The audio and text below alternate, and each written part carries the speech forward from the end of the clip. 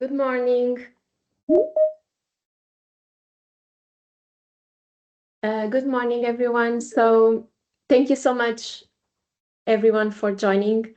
And I'm welcoming you to today's webinar on the Patient Discovery Project. I'm Inês Serrenho. I'm EARA's Patient Engagement Officer, and I will be your host for today. So let me just start by sharing my screen. Hopefully everything is all right now. Yeah. Today, we are gathering to explore this EARA's initiative that's putting patients at the center of the conversation about animal research. I'm really excited with all of our speakers today to tell us more about this project and about patient engagement in biomedical research and animal research. So our project, Patient Discovery Project, is about bridging the gap between biomedical research and the people who ultimately benefit from it. Before we begin, I would just like to ask everyone that can to open the camera so we can see each other and this is a more interactive session. And I would like to remind everyone that we will have question and answer opportunities throughout the presentation. So please feel free to use the chat function and the Q&A function to submit your questions, and we will try to address every question during the discussion periods. We have a packed agenda today, so I will start by introducing our speakers for today. First, we will have Kirk Leech, that is the Executive Director of EARA, who will open this webinar with an overview of EARA and the Patient Discovery Project. After that, Monique and myself we are going to share insights from the Patient Discovery Days in Portugal and the Netherlands. And for me, as someone who has been directly involved in this project, I'm really excited to share our experiences and the incredible feedback that we've received. Then we will have David Azilagbetor, that is from the University of Basel, who will discuss patient involvement in animal research oversight. And finally, Monia Stinakers from Novartis, who will contribute to our discussions by giving us the industry perspective on patient engagement. Without further delay, I would like to pass the mic to Kirk Leech, that is going to introduce us a little bit about the European Animal Research Association and the Patient Discovery Project. Thank you, Inês, and everybody for joining us. So I'm going to just spend a few minutes really putting some context for this about EARA, which I'm not sure everybody knows. So EARA is a advocacy and communications organisation. We have offices in Brussels, London and Lisbon. I think you can say we're still a relatively new organisation. We were created in 2014. We now have close to 220 kind of institutional members from private and public research. In 2021, so a few years ago, EARA decided to become a global organisation, mainly because of the questions we were getting from institutions outside of Europe and how we can help them improve communications animal research. So now we're a global organisation across 5 continents, and I think it's fair to say we are really the only kind of global organisation. That's our kind of current membership. I think it's 219 members, but we're close to 220. For those of you who want to know more about EARA, we have a weekly news digest and a weekly policy briefing. If you can quickly get out your phone, you can sign up to those. They come out on a weekly basis. They update you on EARA's policy work in Europe and broader, and also update on significant developments in animal research science across the world. I thought I'd just put up this slide really because this reminded me of when EARA was created. So this is an image from a conference I attended in 2014. And I think it effectively captures where we were in terms of how uncertain the research community was about communicating these developments in research. I mean, if you go back and look, very few institutions at that time had any kind of information on their websites about their animal use. Very few institutions proactively talked about their animal research. There were no national transparency agreements where institutions came together in a country to provide better information for the public. There was discussion in the media about animal use, but it was often quite negative and tended to be run by those who opposed the use of animals in research. And really, they kind of dominated the media to a greater extent. I remember at the time there was a discussion about whether the research community should, in a sense, use, which is a terrible word to use, patients, to get patients to talk about their animal research that the institutions they work for or supported funded, get patients to talk to the media, get patients to talk to politicians, essentially put patients in the front of any kind of communications activity. And I have to say I was against that, mainly because of what I showed before, which was that the research community itself was quite reluctant, or very reluctant, to talk about its animal research. And I thought it was kind of cheating and quite cowardly for the research community to, in a sense, put patients in front of the public and the politicians. And I thought what we needed to do was to improve how the sector itself communicated. And so EARA was created on that basis to really get researchers to get their heads out of the sand and to engage with the public. And now, for example, in Europe, we have 8 what we call transparency agreements, where public and private institutions in particular countries have come together to agree a set of principles to improve communication. And we'll soon have one in Ireland, one hopefully in Italy, and one in Canada. All this information you can find on the kind of EARA website. And all of those transparency agreements have grown. So all of them, some of them started quite small, but now they are all bigger than when they were created. We now have around 600 institutions in Europe committed to improving public engagement. EARA works with our members and others to improve their websites. So we do a regular website survey, which gives us really great information on how to improve how institutions explain their use of animal research to the public. And that, I think, is an important step forward. And these transparency agreements mean that the websites that we have looked at are all much clearer, provide more information for the public in those countries where we don't have transparency agreements. So I wouldn't say it's a complete shift from not talking about animal research to talking about animal research. There's more that can be done, but there has been significant progress. We've also worked with our members and others to improve how researchers communicate through the media. So we run a whole number of kind of media training workshops, and if people are interested in those, please contact us. So now I think it's the time for the patient voice. Now that the research community has decided to be more open and transparent about their animal research, I think the patient voice needs to be part of it, part of a general chorus, if you like, to the public. So that's why I was really happy to endorse this patient project that EARA is running, and I'll hand over to Inês and others to explain how it works. So thank you for your time. Thank you so much, Kirk, for your excellent presentation. So we have time for some questions. Please feel free to raise your hand and put your questions in the chat for Kirk. So for now, we do not have questions. Okay, so we can move on. Sharing my screen again. We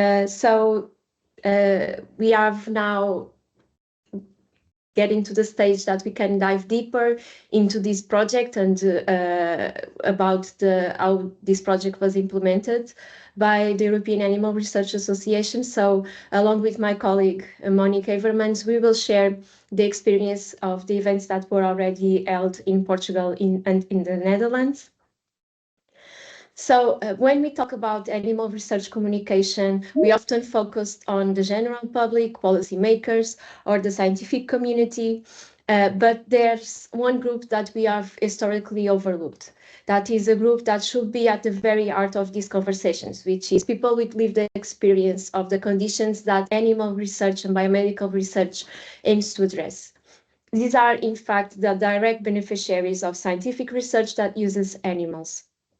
The patients living with diabetes, with Parkinson, with cancer, heart disease, and countless other conditions. And yet, despite being the ultimate beneficiaries of this research, their voices have been largely absent from public discussions. So this project represents an opportunity to hear the patient's voice and to show the importance of biomedical and animal research to the advancement of medical treatments and breakthroughs. This project also is a way for engaging in two-way conversations that, for one side, increase the understanding of animal research to non-specialists, but in the other side also contributes to higher research relevance as we are introducing into research discussions the main people that have the experience and that are living with the conditions. This patient discovery project implemented by EARA is not a single event or campaign.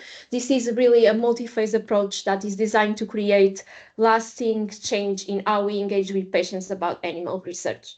So this project has 5 main stages, where the first we are matching the people with lived experience with the researchers, and then we have the training with tailored communication training on how to address these particularities of research to this very special target group that are people with lived experience. And we need to bear in mind that this should be an ethical communication and with not raising over expectations, but being a balanced discussion. And then it's the main event, the Discovery Days, where we have people that meeting the researchers and visiting the animal facilities and knowing about the research that is being conducted in animals and in new approach methodologies, of course. And then we will have some training to the participants for them to be able to discuss and to communicate about animal research. The final stage of this project is to build an advocacy network where we will have a network of people that are ready to voice their opinions about animal research and their feelings towards animal research and biomedical research based on lived experience. So I'm going to start by sharing with you a concrete example of how this works in practice. Our diabetes discovery days in Portugal that were conducted with APDP, the Portuguese Association for the Protection of Diabetics, and also Nova Medical School, perfectly illustrates this approach. So we started these discovery days, this project, with presentations by scientists that were explaining how their research on type 2 diabetes incorporates new approach methodologies in animals, such as mice and rats. And then the participants, people living with diabetes, visited animal facilities and got insights on how diabetes is induced in mice and rats by manipulating their diet, what are the welfare measures that are implemented, behavioral tests, that help us understand the cognitive impact of diabetes and high blood sugar in memory and in decision making, and then also measurements of blood glucose that is quite similar to what everyday people with diabetes do, which is by pinching their finger and drawing a drop of blood to measure their glucose, and then also a live surgical intervention. The responses from participants were really remarkable, and I think their own words captured the impact of this day better than I could describe. Now, rather than me continuing to describe this experience, I would like to show you a video that really captures these moments during the Portuguese Diabetes Discovery Days. This video will really give you a real sense of the interactions, the questions, the discoveries, and the conversations that took place during this day. So I'm going to share with you the video.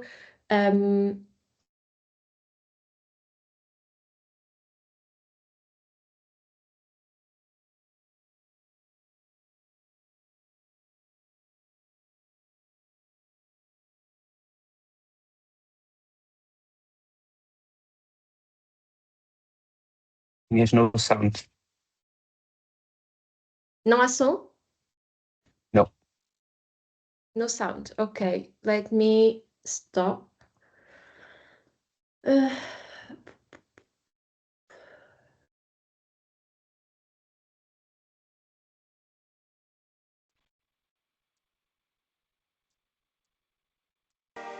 And now?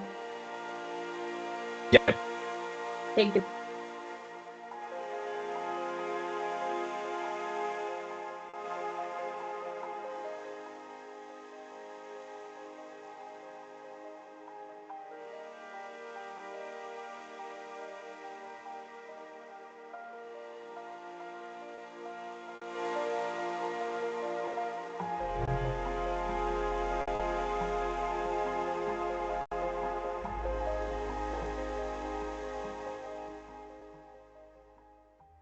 Preconcebida não tinha. E quanto à experimentação animal, eu acho, até conheço um pouco da área de investigação, acho que é algo necessário e só há uma forma de nós avançarmos na ciência, que é com a experimentação. Não tinha a noção de quão importante isto é. A informação que nós temos, às vezes é o que vemos na televisão, assim. Partilhar esta experiência, o trabalho que vocês fazem e realmente que os animais têm que tocar e também nos podem ajudar, é muito importante. A minha ideia no uso de animais era assim um bocadinho para o negativo, mas eu aqui por acaso fiquei muito bem impressionada. Se fazer uma experiência, há um determinado número de animais. O que me parece que antigamente não, era quanto mais melhor. E pronto, acho que os animais são bem tratados aqui. Eu acho que as pessoas precisam ter noção de que se há produtos que nós usamos é porque eles já ultrapassaram toda uma série de testes e de avaliações e de análises. Há uma maior proteção aos testes sobre os seres humanos, que faz sentido, então a alternativa são os animais. Não há outro caminho. Foi uma experiência muito engraçada porque as pessoas são altamente curiosas e interessadas em tentar perceber a base do porquê da sua alteração patológica. E além disso, elas sabiam imenso sobre a doença. Fizeram algumas perguntas que foram desafiantes, difíceis. Eu estava à espera que eles ficassem mais impressionados e que não se sentissem confortáveis com os animais. O que não notei, fiquei surpreendida. Eu achei que eles estavam num ambiente que lhes parecia ser normal. É a primeira vez que isto aconteceu, na verdade, contactar com pacientes. É muito gratificante ver que as pessoas veem valor naquilo que nós tentamos desenvolver, percebem que nós damos o melhor para tentar chegar a um futuro onde estas pessoas não irão depender e tanto, se calhar, do apoio da sociedade para lidar com este tipo de situações.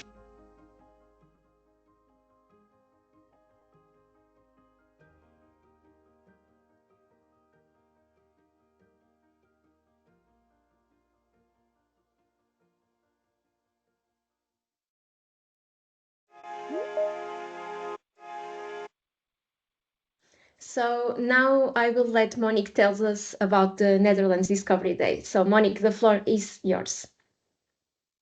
Thank you, Inês.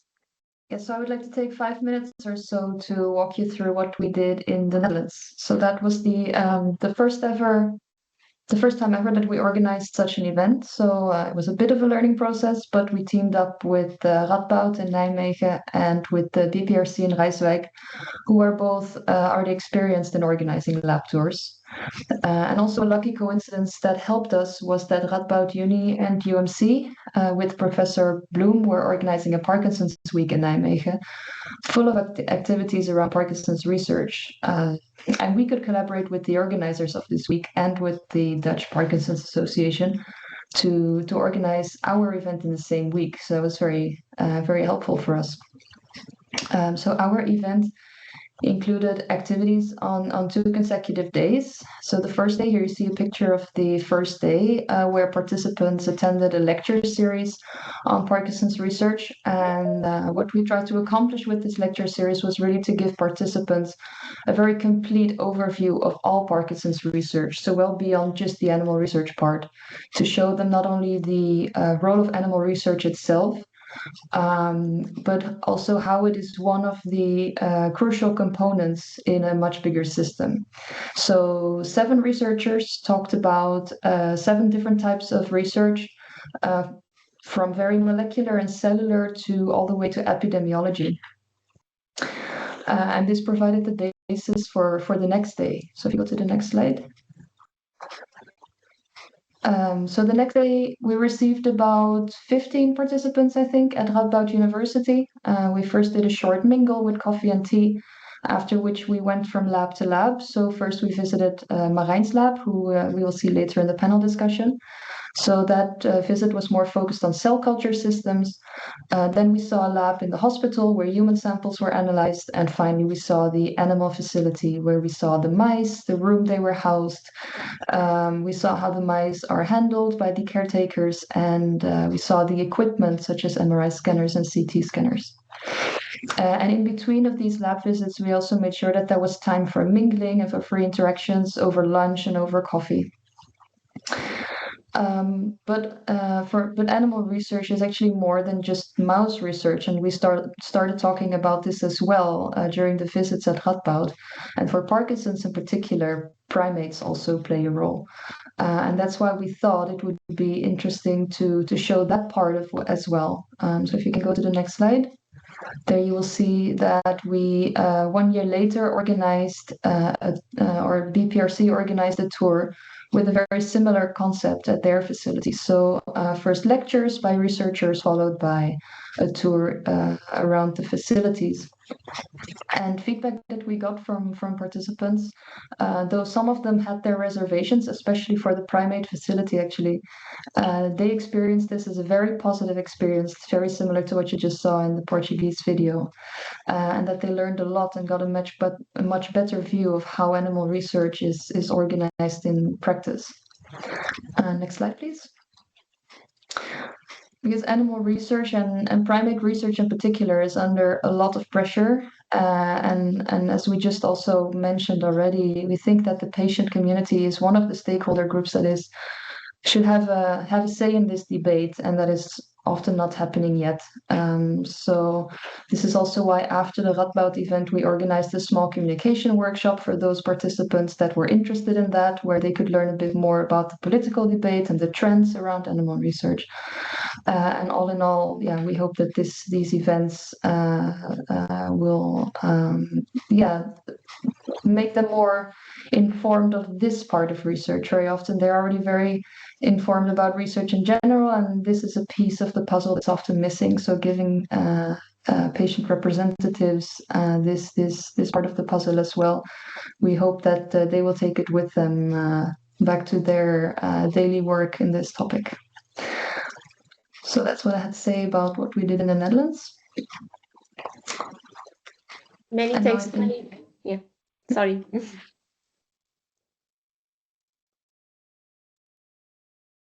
Thank you, Monique, for the presentation.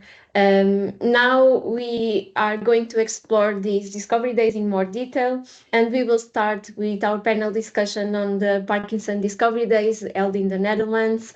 And Monique will be the one moderating this session. So again, please, Monique, take the floor. I will just stop sharing my screen so we can all see each other during this panel discussion. Yes, great. Okay, so I have 3 speakers with me today for this panel discussion. There's Marijn Kuipers. She's a researcher at the Radboud University. Yes, so she hosted a visit in her lab, as I already mentioned. We have Jinte Middeldorp. Do I see her somewhere? Are you there, Jinte? Yes, I am. Okay, great. So she's a researcher at the BPRC at the Primate Center in Rijswijk in the Netherlands, and she hosted the Parkinson's Association in the visit there. And then we have Monique Bosman, and she participated in both of these visits, so she can tell us about her experiences. How she experienced the visits as a patient and representative of the Parkinson's Association. So we start with Marijn. So I would like to ask Marijn a couple of questions. So Marijn, you actually mostly do research with cells and with cell cultures, not so much directly with animal models. So I would be curious to hear why you participated together with your research group in this project, and why did you host the Parkinson's Association in this patient discovery project? Yes. That's a fair question, and thanks first of all for inviting me and organizing these nice projects and events. Yeah, so indeed our lab does not work so much with animal models. We actually mostly use human cell models to study Parkinson's disease. So what we get, or what we do, we take skin biopsies from healthy individuals and Parkinson's patients, and with some genetic tricks we can develop these skin cells into brain cells, into neurons. And these neurons, they are cultured in a flat surface, or in a petri dish. So of course they are not organisms, and so there's many questions we cannot answer with them. But what they do allow us is to look very, very closely at very fundamental cellular and molecular mechanisms. And I think that kind of basic research is very important, and eventually it's how we're going to figure out what goes wrong in disease, and also where potential therapeutic targets may be or may be developed. So I think that is one of the reasons I wanted to participate and to take part, is also to highlight the importance of this type of fundamental work. And I think especially in the beginning of my scientific career, I felt sometimes quite far removed from the clinic and from the patient.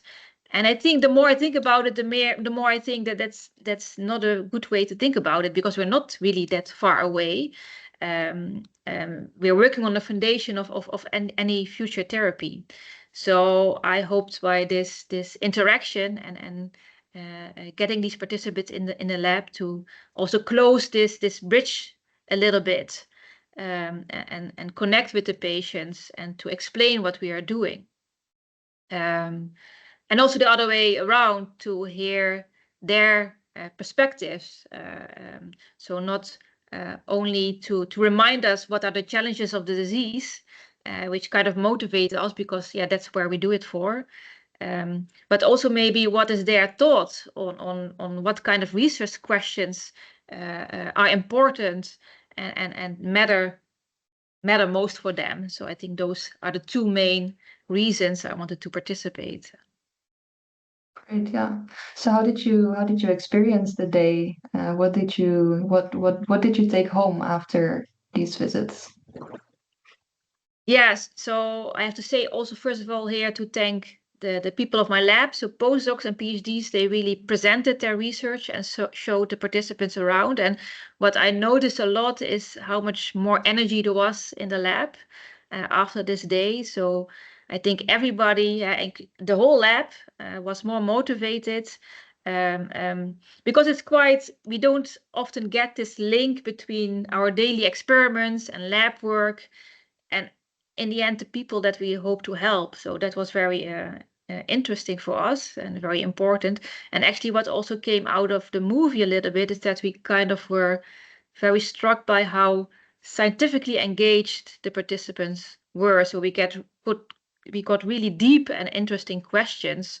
And I think so this mix of new energy and motivation and the scientific discussions we had,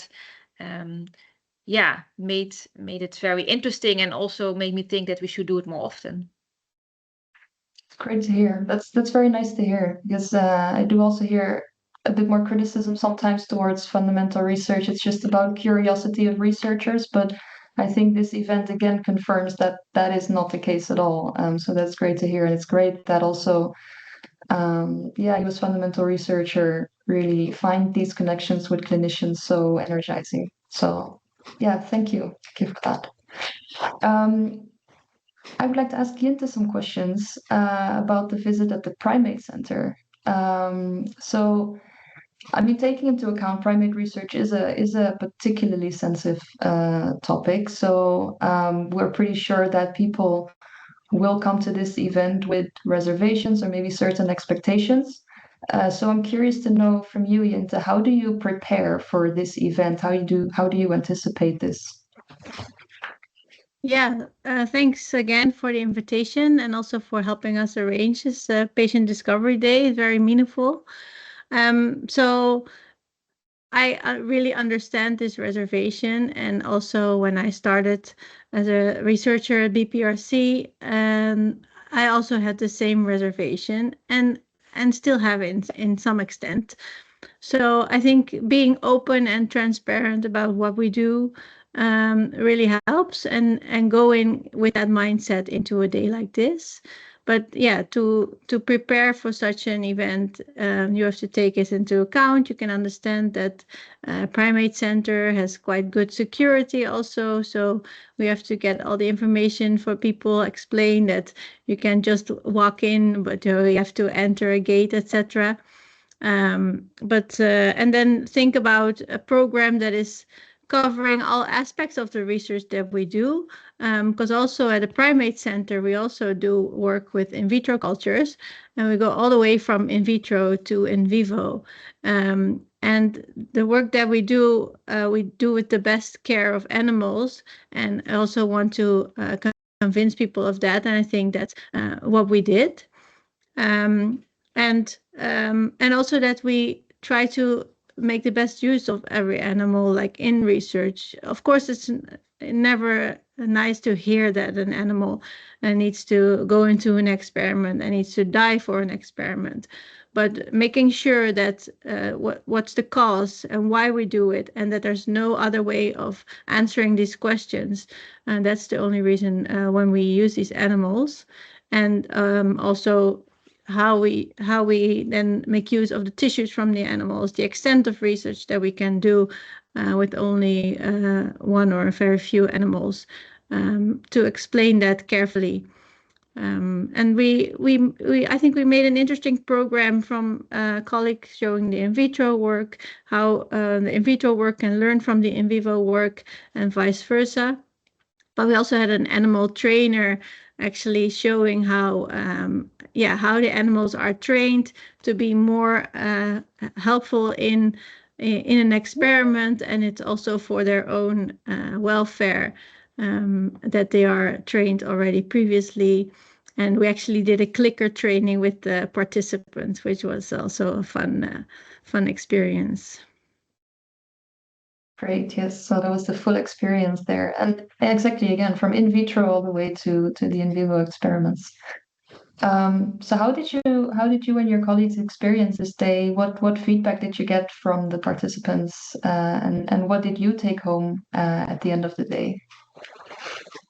Yeah, for me it was very meaningful, and also for my colleagues who participated. It was only a small group because we only had 4 or 5 presentations from colleagues that were there, and some don't even work on Parkinson's disease, but even for them it was really meaningful to just be open and helping to share their research, and also you could see the change in the participants, like coming in very with reservations and maybe skeptical, maybe even negative feelings towards our research, and then leaving with understanding on why this is necessary.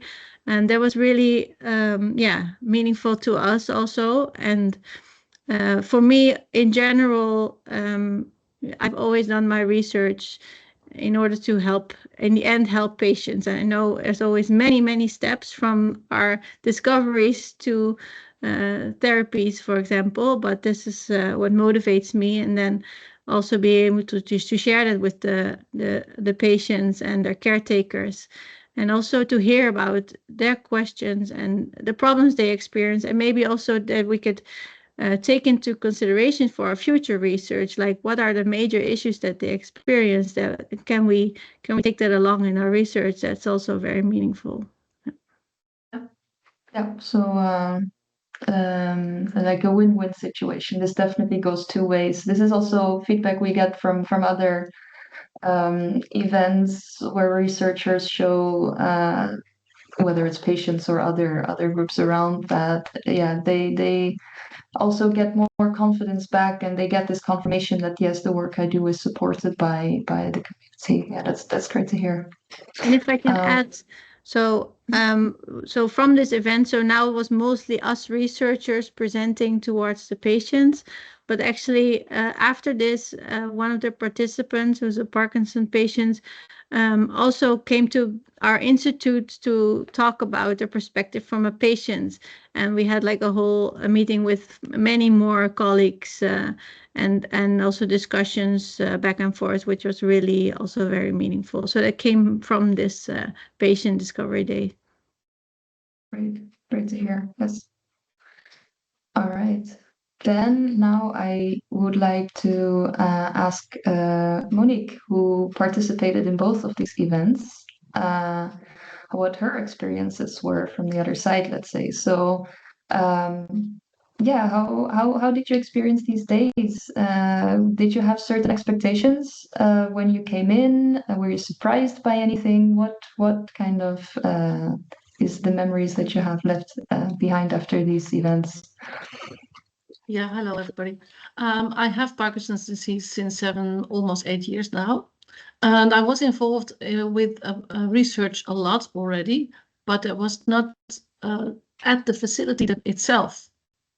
So it was very interesting and informative to actually see in the lab and hear all the different stages, and the openness, the transparency, and the discussions. I found it very valuable as a person with a serious, progressive and incurable disease. It gives me hope that so many people are working on solutions. And it's a very difficult disease, and what you see is not what is all about the disease. So we like to explain also that's what I saw also in the movie. So I was a bit reluctant, but I'm after all very happy that I did visit. Okay, yeah, that's great to hear. So was there anything in particular that surprised you or that you changed your mind about? Well, I didn't actually change my mind, but as a principle, as a rule, I'm against animal sacrifice for our sake. But having said that, I also want to have a safe intervention. If something works, I want to be not the lab rat myself, so to speak. But I was surprised, especially with the primates. I was a bit reluctant, and it was impressive to see the safety measures and coming in. It's very impressive. But I was very surprised to see the really good living conditions, that the monkeys live in groups, and they actually have a better space and surroundings than in many I say that zoos. In a zoo, and they are really taken good care of, and also that where possible, it is prevented to do animal testing. So if there is an alternative, that is taken into account, and also if there is animals sacrificed, that the material is reused for different questions to answer. So you take as much profit from the material as possible, and yeah, but it is that everything is weighed and is balanced, and it's taken into account that we don't want to use too many animals. Who are we as people that we can do that? So yeah, the ethical side is being discussed, and I like that. Okay, great to hear. Thank you very much for your input. I think we have some time for questions from our audience, right?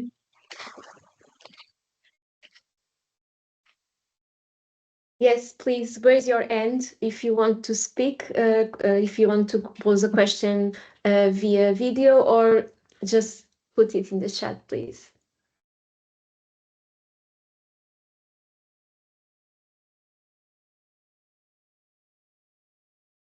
Yes, Julio, please.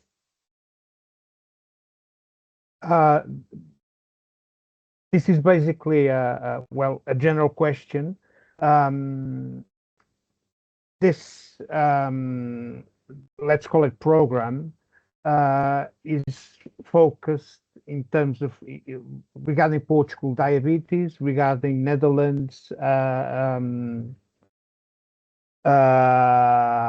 what? Parkinson, yeah. Parkinson, sorry.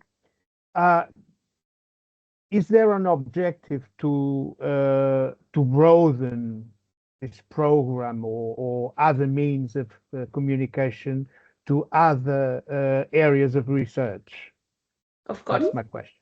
Of course, we are very interested in engaging with other areas of biomedical research and with other patient associations other than diabetes and Parkinson's disease. So if there is anyone in the audience interested in other areas of research, please just send an email to us at Inês Serrenho at EARA.eu. I will put my email in the chat. Okay, thank you. Thank you.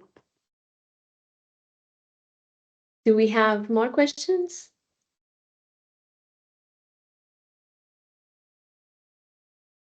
Okay, thank you so much, Monique, and all of the panelists for this panel and discussion. It was really well communicated, and I really liked to hear about your insights on the Netherlands Discovery Day for Parkinson's disease. And hopefully we will continue to engage in the future and to try to have more visibility for these insights that we hear today. So we are moving on. Yes, Monique, sorry. Monique, you were saying? Thank you to our panelists, and I think it was a great event, and we hope that we can continue this project, as we said, in the Netherlands and in other places. So thank you.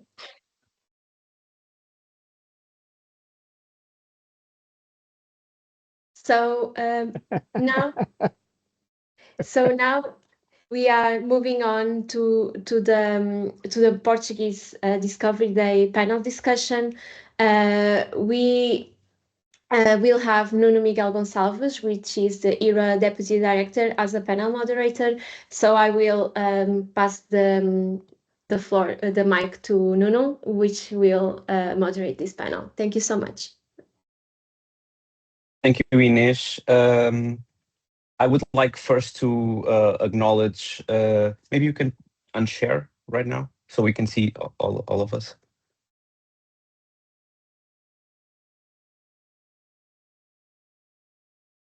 Okay, I'll carry on. I would like to acknowledge first Isabel Santos. She's a professor at Nova Medical School, and she was the big motor and the big influencer in getting this project in Portugal. And I would like to welcome Rogério Ribeiro from APDP Diabetes Association. He's the research lead at APDP. Hello, Rogério. I think you're here. I've seen you. Yes, hi. Yes, yeah, hello. I will also like to welcome António Coelho and Júlio Santos, people living with diabetes that were participants in this project and were present at the visit that happened in Nova Medical School. And I will also like to welcome Silvia Conte. She's a professor at Nova Medical School and a principal investigator. She does investigation on the role of the carotid body in cardiometabolic diseases and identifying therapeutic targets, namely for diabetes type 2. So Silvia, I will start with you. So what was the main motivation for you as a researcher to be involved in this project and to welcome patients into the lab and into the animal facility? So before I start, thank you, Nuno, for the introduction, and good morning all. Glad to be here and to talk about this day. That was awesome. So our motivation was, in fact, to share what we do in our laboratories and at Nova Medical School in terms of research in the diabetes. We wanted to share the importance of our work, and specifically the importance of animal work in terms of type 2 diabetes. We know that type 2 diabetes is a multi-organ systemic disease that sometimes is impossible or more difficult to study without using animals. So we wanted to highlight this importance, highlight the importance of animal research in the understanding of the mechanisms of disease, in the finding new therapeutic targets, and even in the testing of new medicines. I also want to highlight that Nova Medical School has signed the Transparency Agreement for animal research, so we are keen to share our work with animals and to promote the public understanding of this necessity. At last but not the least, it was an amazing way to bring the people with diabetes to the lab, to share to listen and learn from their experiences, and to see if in fact our research is aligned with the real needs. And I think these were the main motivations of our involvement in this patient discovery day.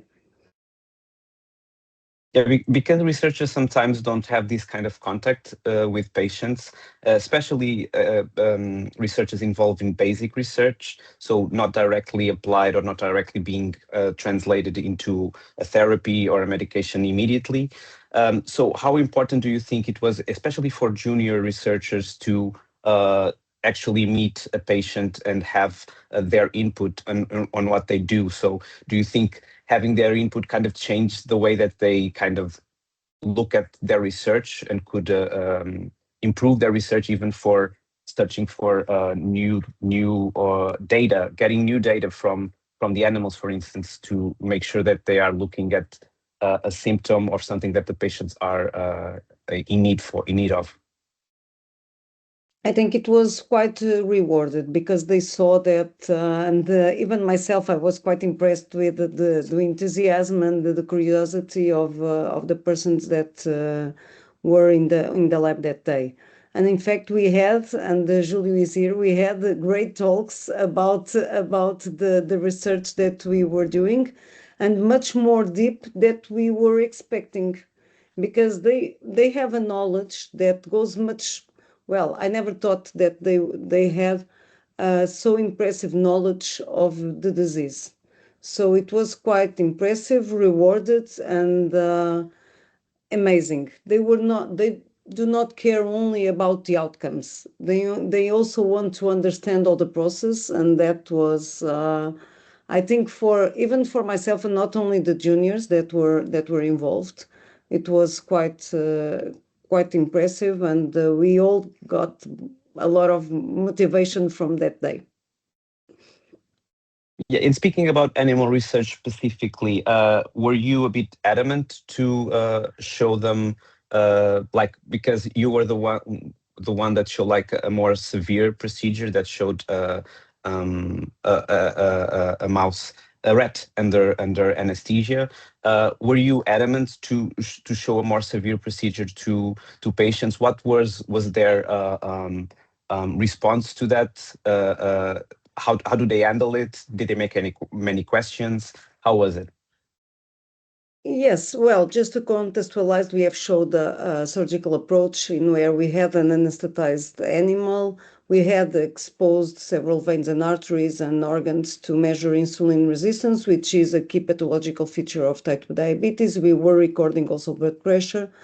And our motivation for showing that was for them to understand that sometimes we know we need to go behind non-invasive procedures to get to the mechanisms of disease and to the test of medicines. And our idea was not was to try them to understand that, and I think, but that we need these kind of procedures, but that these procedures are always performed under strict ethical and welfare standards. Okay?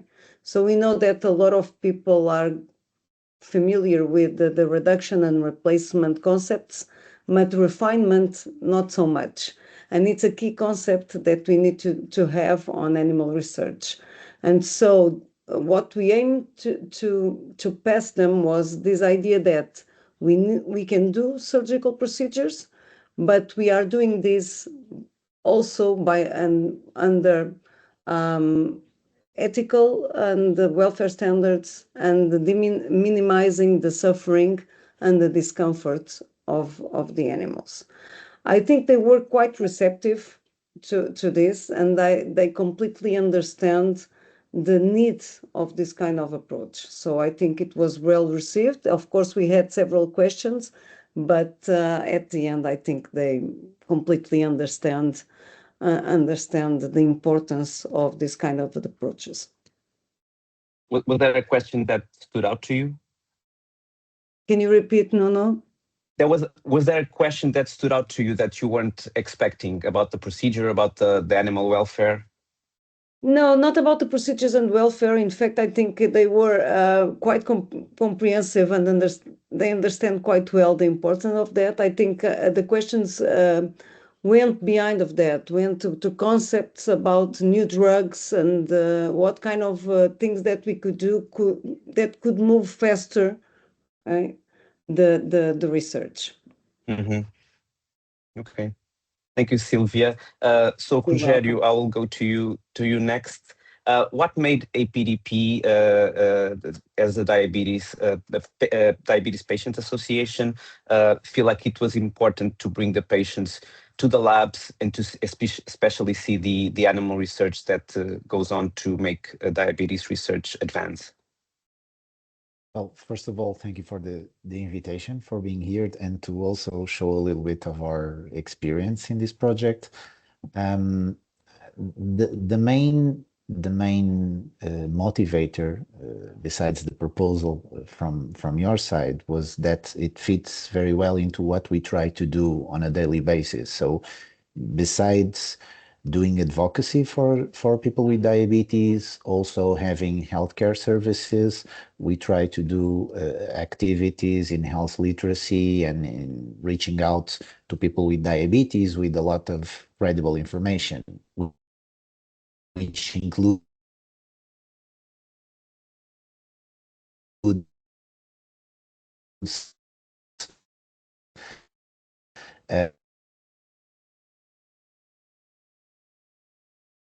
sorry, the internet connection seems to be a little bit bad.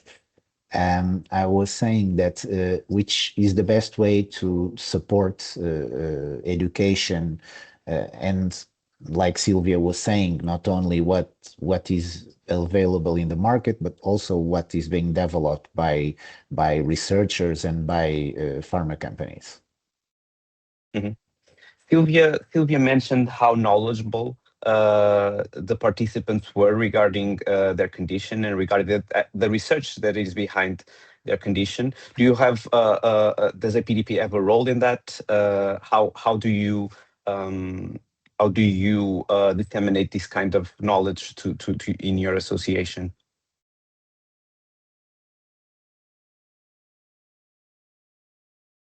Oh, we may have lost Rogério. So if I understand it correctly, basically, besides trying to spread news through social media, we also have a magazine which frequently comes with articles done by researchers trying precisely to bridge these two fields. So the self-management and the knowledge, and also on the other side, the information that is available on what's being developed. We also try to support these kinds of initiatives and other kinds of events. We do a yearly initiative to also bring together research and patients. And so it's a part of how we see people being better informed, because one of the main pillars for diabetes management is decision making, and people won't adhere to treatments if they don't understand exactly what is being proposed to them, or even choosing between treatments. So we consider it a pillar in self-management. So how do you feel, how would you convince other organizations that feel a little bit reticent to join this project, that they kind of don't want to expose themselves too much, in a way that they are kind of acknowledging the need for animal research? How would you address that kind of reticence and to join a project like this? I think the video that you showed previously, it's the best way to convince other associations, namely.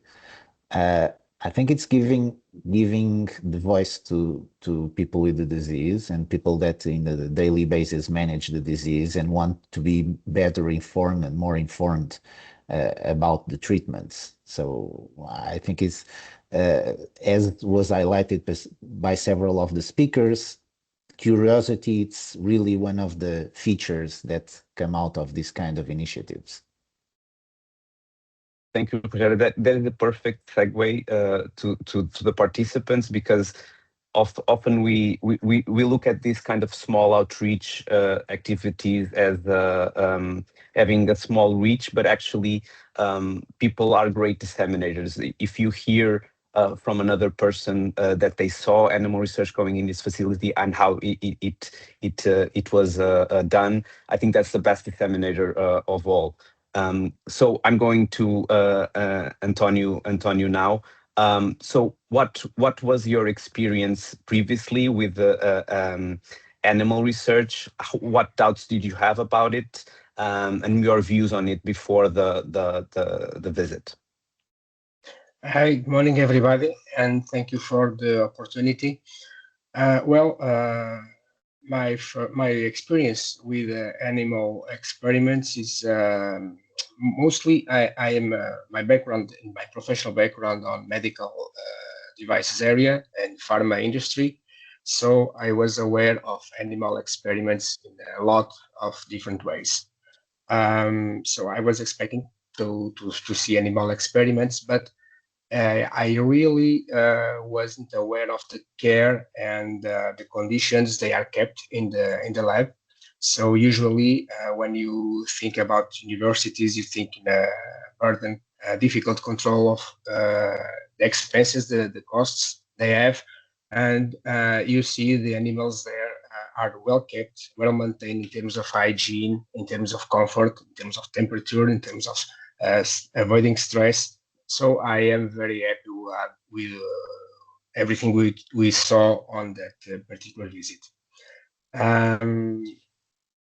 I also I'm happy with what we saw in terms of the comfort, because the animals are treated like they were pets at home, no different. The marks they have to identify any subject, it's done once in the year, so it's not painful for them.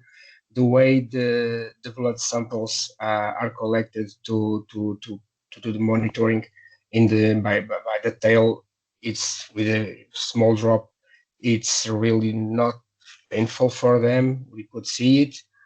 We could see this blood collection being done and the reaction of the animals. And I was particularly interested in experiment mentioned by Sylvia about the anesthetic induction of the subject. I work with medical devices industry, and I saw several times patients being anesthesiated for surgeries, and I think it's no different that we have seen in humans. The comfort for the subject with a blanket to keep the warmth for the animal, the vitals being monitored on the subject, I think it's no different. And so congratulations for the way you keep the animals and you do the experiments. So I'm very happy with the visit and the work being done down there.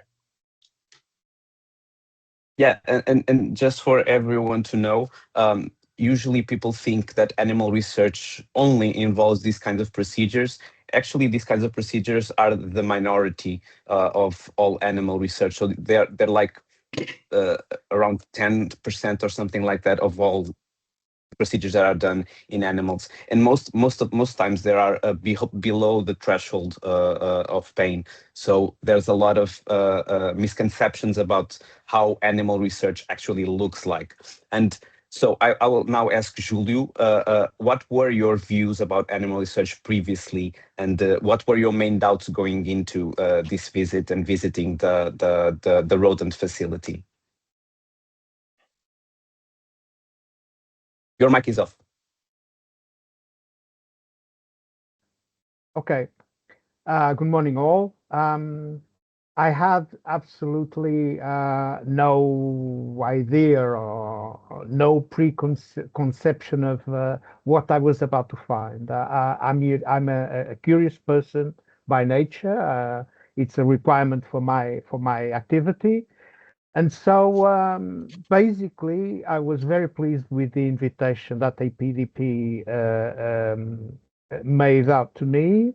And basically, I wanted to learn about how investigation occurs, to have an approach to the researchers and to those that are involved in developing what we need, developing cures and medication and all that. But let me just make a parenthesis regarding the question that you placed to Rogerio regarding reaching out information to patients. I was also invited to an investigation recently at APDP, and I was made in contact with an application, with an app, which is called eDiabetes. And I think that should be generalized within the diabetes patients community, because it's a really good way to pass on information and to get participation. Okay, so that's something for, it shouldn't be any news for Rogerio naturally, but I think that should be stressed out. So getting back to my participation at the Nova, it was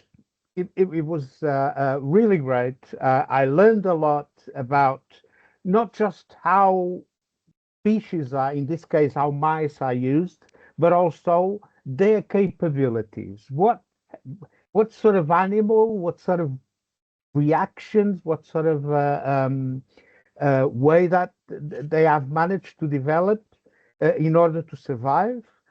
And other than that, I was mostly impressed with Sylvia's research, in the sense that although being more intrusive, but I was impressed with the aim. I had no notion that there could be such a way to get into solving the diabetes problem, or at least, if not altogether, but at least reducing its effects. And so I was really curious and affected by her research, and naturally very interested in knowing a year later if anything has effectively developed in a positive way. Yeah, and I think that's a really good message also for the biomedical researchers that are sometimes afraid to show the bloodier, let's say, side of animal research, because within context, people are totally they totally acknowledge what is happening and they understand it. But in context, that happens. But if you take it out of context, of course, it looks bad, just like any surgery looks bad. But the fact that these animals, as Antonio mentioned, are treated just like a human, maybe in a procedure, it's also something. So we sometimes underestimate people and their capacity to understand why things are done, but I think we should do it more and more. So I continue with you, Julio. Was there something that really surprised you about the type of the level of animal welfare or the care with animals that you weren't expecting? Since I wasn't really expecting anything, let's put it that way. I mean, I wasn't expecting animals being tortured naturally, so nothing shocked me. I clearly understood. I clearly understood the origins of the specimens, how they, in the sense of how they are breathed, and to what they are grown, and I think that starting from the animal's origins, they must develop a respect from the side of the researchers as to how they are handled. So there was no surprise to me, other than finding out that those specimens are effectively very special animals that need to be considered, because they allow the development of medicines and cures for the disease. So it was great to know. Mm-hmm. No surprise. Yeah. So did it help you when you're speaking with other people that live with diabetes? Did it change the way that you talk about it? That you talk about the researchers, about what you saw? What changed in your dialogue with other people that live with diabetes? Well, it introduced into my dialogues some know-how effectively regarding what is actually done with the animals.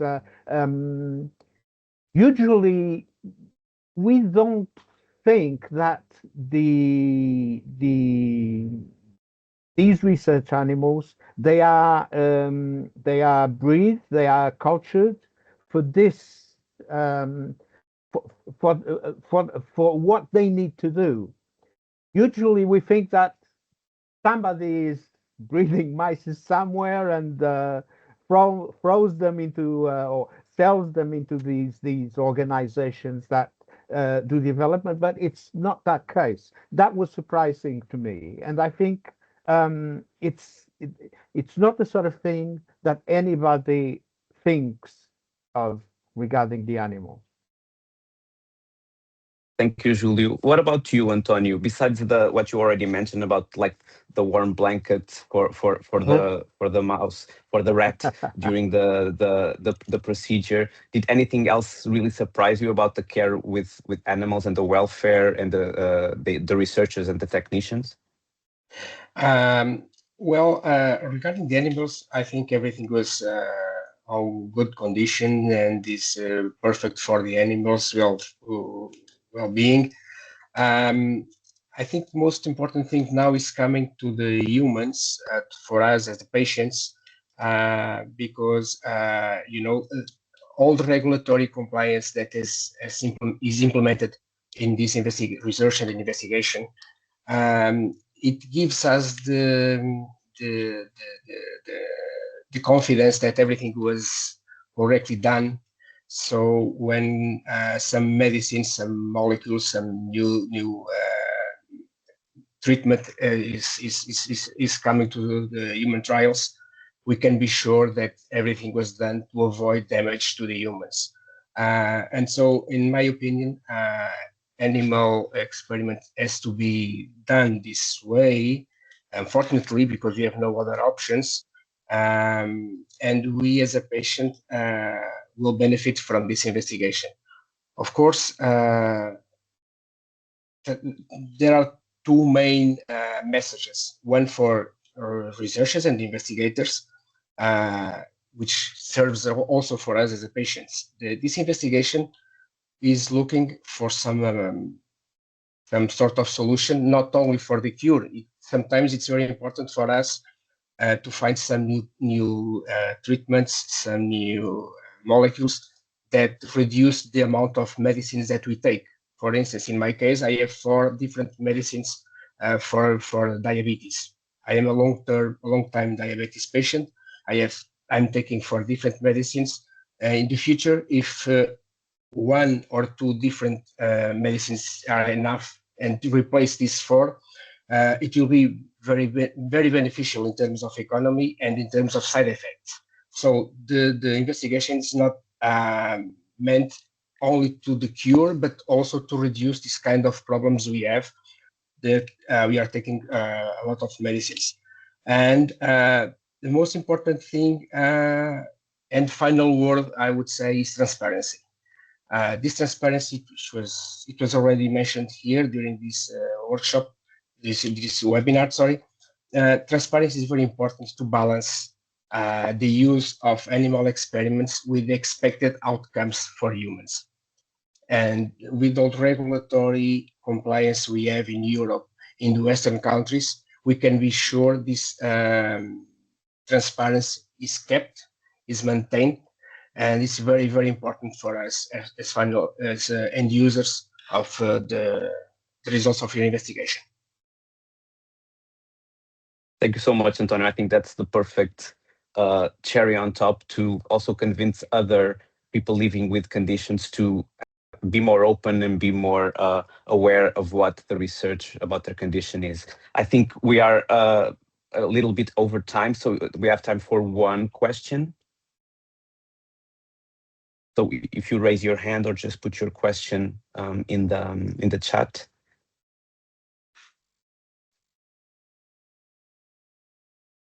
Don't be shy.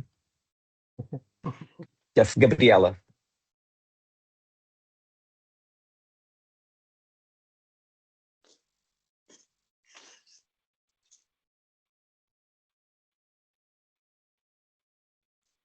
Gabriela, I think you can unmute yourself now. Okay, yeah. Hello, thank you very much. Now I can unmute. And I also had put the question in the chat, not in the chat, but in the Q&A, in case I didn't have time to speak. Just very briefly, thank you very much. This session is really, really interesting. And I would ask only a question. What's your opinion regarding diseases that are not so frequent? Meaning, so diabetes and Parkinson's are quite, unfortunately, quite frequent diseases for which we have already some medication at least. So in the faculty, we work with the rare muscle dystrophy, where the solutions are very much further away. So I would ask, is it a good strategy to call the patients, or is it counterproductive to just call them and not have something in vision for the near future? Mm-hmm. So how about managing the expectations? Silvia, do you want to answer that? I can also contribute, but I think it's very valuable for patients to visit basic research labs and to visit and actually be aware that animal research, a lot of animal research is done for basic research, to understand the underlying mechanisms, to understand what is needed, the knowledge that is needed before any treatment can be thought about testing anything. You need to know about the mechanisms behind the disease, behind the cellular processes, the metabolic processes. You need to know all of that. And I think to explain that to patients, it's like the truest form of science communication, because you're explaining to patients what is needed from science before any of their rare conditions are approached and are actually treated, or make it less bad for the patients. So I think it's I would highly encourage it, and I would highly recommend it, because I think it's even more important nowadays for people to understand how science works and how the scientific progress occurs. So I think it's a great idea to have basic research involved as well. Sure. I mean, we do that all the time, of course, with the general public. That's right. I was just a little bit curious about the expectations that we have to manage with these specific people. But yeah, thank you. I think in general, it's always good to try to do it, of course. Yeah. Yeah, you have to try to make people understand that to know this kind of process at the highest level, you need to have a whole organism, and explain why you need a whole organism, and you cannot do it in other methods. Why you cannot use non-animal methods, new methodologies to do that. So I think it's a trade between knowledge as well. So thank you, Gabriela. Thank you very much. And thank you, everyone. I already ran over time. I would like to thank everyone, Júlio, António, Rogério, and Silvia for this, also to Isabel again. And now I pass the mic to Inês. Back to Inês, correct? Yeah. Yes. Thank you, Nuno. Thank you all for your contributions and for your discussion. This discussion that was really interesting to get your views. I would like now to welcome David Azilagbetor from the University of Basel, that is going to share with us patient involvement in animal research oversight. So, David, the floor is yours. You can share your screen and start to let us know about your research. Thank you very much. So,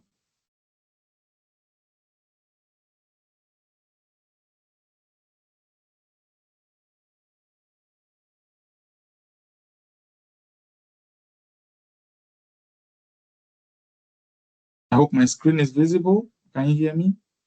Yes, it is visible and we can hear you. Okay, thank you very much. So, yeah, I'm from the University of Basel, currently visiting the University of Oxford. I'm finishing my PhD in patient involvement in animal research oversight. So here I'll present some research I've been conducting on theoretical reflections on the need to involve patients in animal research policy, regulatory oversight, and ethical evaluations. And I also look into how patients would actually ethically evaluate animal research and what other stakeholders think about that. I think there will not be enough time to go into how patients can be involved in lessening the burden that is encountered by researchers doing animal research. So to start with,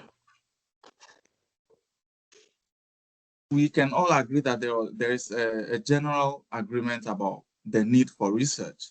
So we give out public funding for research, so that to some extent, society has agreed that we should do research and pursue progress. And the same for medical research. And so when it comes to biomedical research, researchers use animals to study and understand disease mechanisms, to find cures for health conditions, and there are lots more benefits that animal research brings. But then the legitimacy of using animals in research progress is questioned, as we currently know. And there are a number of positions about this issue. So mainly we have ethical standpoints and philosophies. So the main rationale for doing animal research now is for the fact that if the benefits of the research can outweigh the harm we impose on the animals, then we can say that the research is justified. So that is how the ethical evaluation is currently done. And this is based on the utilitarian principle that there must be higher benefit over the harm caused to a few, or if the benefit is large for a larger part of society, then we can go ahead and do it. But then there's also other views that animals should have some moral status and should be given some rights. And so there is this disagreement and agreement about whether animals should be given a moral status equal to humans or not. So I think the utilitarian argument only works if the moral status of animals is not equal to humans, because we do animal research because we cannot do those kind of experiments on humans. So these are the main ethical standpoints, but also in the scientific sphere, we currently have issues about reproducibility of research, where there are divisions in the scientific community where people say animal research is not reproducible. And so it is not good to use for the progress of science and medicine. But if we look at the main voices that are involved in the discussion, we have these two groups. So researchers who are communicating, as we have heard so far, researchers are communicating about their research, why they do the research, the benefits of their research most of the time. And on the opposing side, we also have animal welfareists, so mainly representatives from animal welfare organizations who advocate for animals, who say, no, you don't need to harm animals in experiment. But then patients who actually benefit directly, or the ultimate reasons why animal research is done, they are not involved. And so they are the main missing interest group from the general discussion we are currently having about animal research, whether we should continue or not, how we should regulate it, and all that. And so in a theoretical reflection, we try to look for some justifications for the need to involve patients in animal research globally. So the first one is that public stances and democratic approaches are what is guiding animal research currently. So we have the EU citizens initiatives, where there are some signatures signed and then they submit it to the European Parliament asking for certain things to be done, and these things are taken into account. Also in Switzerland, we have the Swiss Popular Initiatives. I think there have been 4 of them historically already, where the citizens go in a referendum to vote whether to phase out animal experimentation or not. And so these are democratic approaches that are actually guiding animal research policy. And if it is democratic, then there is the sense that all stakeholders, because democracy means everyone, and so all stakeholders must be involved. So if we take a democratic approach, then patients must be involved. Secondly, there is a call, so as the quote here from Kalman 2010, patients have a particular interest, and so of course that interest is about the research that is done about their illnesses. And so this establishes the fact that they are a major interest group, just as other people are advocating for some parts of research or animals involved. Patients will also have a say. And a third part of our justification is the need to resolve conflict, societal conflict about science, using a post-normal science theory, which proposes that in the sort of issue-driven science, which relates to the protection of health and the environment, typically we can expect that the facts are uncertain, and then there are values that are in dispute, stakes are high, and decision-making is urgent. And to this, the peculiarities relating this to animal research is that there are conflicting values. First of all, at the societal level, there are those who say we should protect animals more and not use them for research, and there are those who also say, no, we cannot elevate animals to human status, and so we can experiment on them. So there are conflicting values.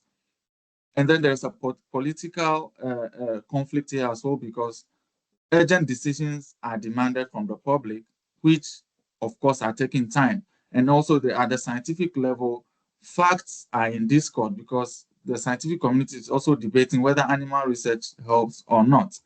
And just to bring on a scenario, in 2004, Pandora Pound and colleagues conducted a systematic review research where they did not find that animal experiments conducted were informing clinical trials, and the animal experiments also did not bring results to justify the effectiveness of those therapies. And in what follows, Basel wrote, so this happened in the British Journal of Medicine. So Basel also wrote a letter to the editor saying that Pound found that there's missing evidence about the benefits of animal research, but the evidence is all around us. And there was also Blackmore who also wrote that, of course, moratorium is unjustified. So this is just to say that there are people who say there is a fact here that it doesn't work. There are others who say there is a fact here that it works. And so facts are in discord. And if we have situations like that, then we need to use the post-normal science approach, which says that we should put the expert opinions aside and involve the entirety of society. And we should do this by engaging all stakeholders. So once again, involving all stakeholders means that patients must come to the table as well. And so just to read the code, the principle of plurality of legitimate perspective of which patients are part on a problem, on any problem of this nature, of course, leads to a focus on dialogue and on mutual respect and learning wherever possible. So based on these principles, patients need to be brought to the table for any overall policy that is made on animal experimentation. And so there are a number of opportunities that patients can take in order to be involved. And the first one is their involvement in ethical oversight of research, which I'll present some preliminary findings soon, based on the same quote that they need to be involved in ethical evaluation of animal protocols, because of course we talk about animal research, but before an animal experiment is actually conducted, it goes through this process where it is approved or not approved. So without that, we can't even talk about the experiment being done or not.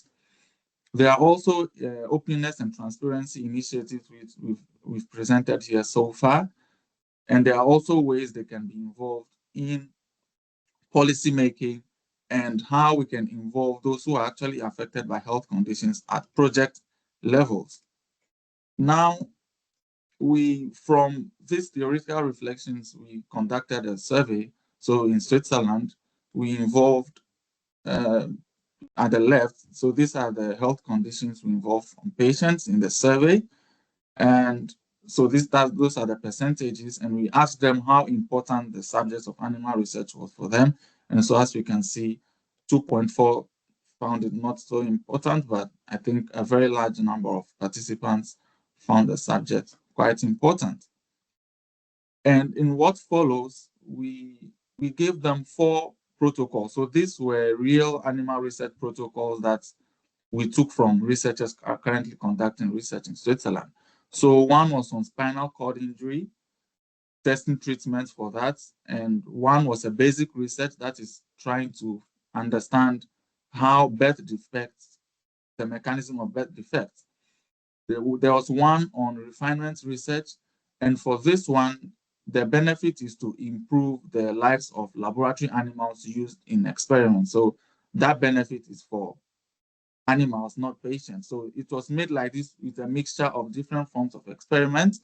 And we also had one on SARS-CoV-2. And so here are the results about the acceptance and the rejection of these protocols by these patients. So in general, we can see the acceptance at the right here, where we had 63% for spinal cord injury, 62, 70, and 69 for all those. And of course, there were a few rejections of those protocols for, of course, several reasons. And that is to, of course, show that maybe when it comes to animal research, all patients may not be on the same page. Of course, some are going to find it unacceptable, some will find it acceptable. And so to go to the next one, we also tested their general attitudes towards animal research. And so there are 5 general attitudes known to be present in members of the public. The first one is the government should ban all animal experiments. The second is that you do not support animal experiments because we place importance on animal welfare. So there are 5 of them, and we tested this among them, and these are the responses we also found. So of course, a large number of patients rejected government banning animal experiments. So we can see from here, from this on the left, from the graphic, that banning animal experimentation was highly rejected, while patients supported doing animal research. So again, majority of them are for experiments. And when we correlated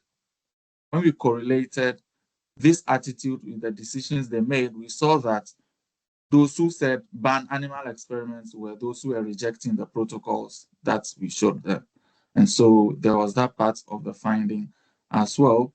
And then we also conducted a survey in over 2,000 participants, asking if patients should be involved in animal research ethics committees, or patients representatives should be involved in animal research committees. And so these are the findings we had from that as well. So we involved members of the general public, we questioned students, we questioned junior scientists, and those junior scientists are PhDs and postdocs, and we questioned senior scientists, so those were people with professorship or habilitation. Then we questioned ethics committee members themselves, we questioned patients, and then other scientists who are not classified. So of course, if you look at my table, ethics committees are actually in disagreement with patients joining their committees. And scientists also largely, I think they are divided, but somehow they reject largely the idea of involving patients, whilst the general public, for instance, in total 60.5% of them says patients should be involved. Students also largely agree, and of course patients themselves also, more than half of them agree. But then the scientists, especially the junior scientists, are quite critical with the idea of involving patients in regulatory oversight. And so these are the preliminary findings I wanted to show you. And so one of these papers is published, so if you want to have access, it's more elaborated, and with a QR code, it can be accessed online. And so the project is part of the Think 3R. We are still continuing the research, which is part of the NRP 79, looking into animal research, science, and society in Switzerland. This is my research team, and thank you very much for your attention.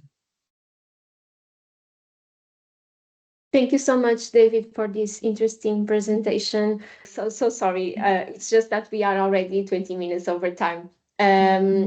So with that, I would just like to share with you, hopefully you can see, right? It's okay, yeah. So just to share with you the patient discovery website that you can learn more about this initiative, and please contact me if you want more information, or if you are interested in joining the project or supporting the project. I would also like to show you the next webinars in EARA webinar series that is already open for pre-registration. It will be about the role of veterinarians in animal research. And please scan the QR code if you want to pre-register. I will also send the pre-registration link via email after the webinar. And as we conclude today's webinar, I want to thank all the speakers for their insights, and all the audience for the engagement. And thank you all for joining today in this important conversation, and I really look forward to see you next time. Goodbye. Thank you, everyone.